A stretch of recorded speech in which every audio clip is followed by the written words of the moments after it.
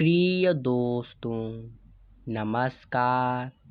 आज के इस वीडियो में हम कक्षा 12वीं का फिजिक्स शुरू करने जा रहे हैं। तो इस चैप्टर का सबसे पहला टॉपिक है स्थिर वैद्युतिकी किसे कहते हैं।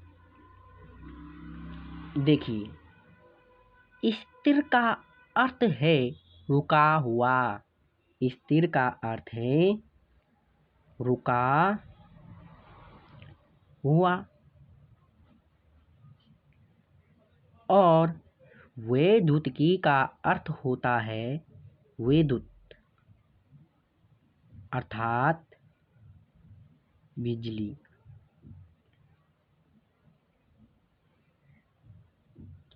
देखिए, इसकी परिभाषा बहुत ही सिंपल है।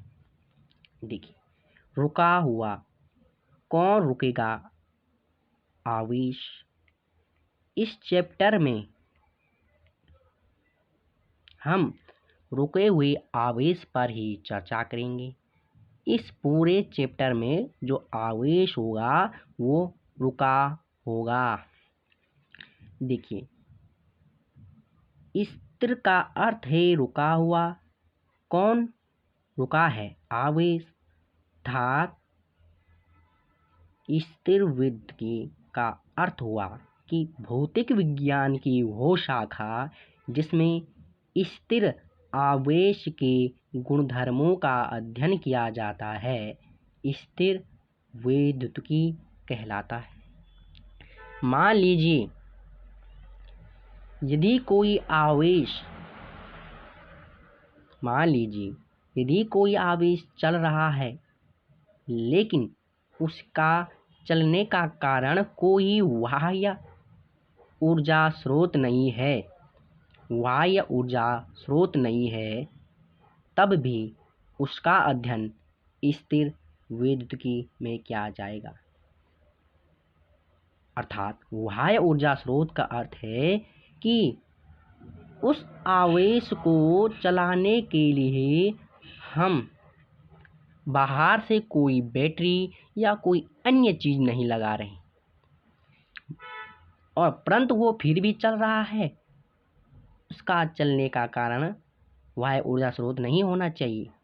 अर्थात मान लीजिए ये कोई धनावेश होगा, इसके समीप कोई दूसरा धनावेश होगा, लेकिन आप जानते हैं धन और धन एक दूसरे को प्रतिकर्षित करते हैं। इसी कारण यह आवेश चल रहा होगा, तब इसका अध्ययन स्थिर वैद्युतिकी में किया जाएगा। अब आपको समझ आ चुका होगा। अब इसकी परिभाषा को पढ़ते हैं। देखिए, स्थिर वैद्युतिकी भौतिक विज्ञान की वह शाखा जिसमें स्थिर आवेश के गुणधर्मों का अध्ययन किया जाता है, स्थिर वैद्युतिकी कहलाता है। जैसे विद्युत क्षेत्र।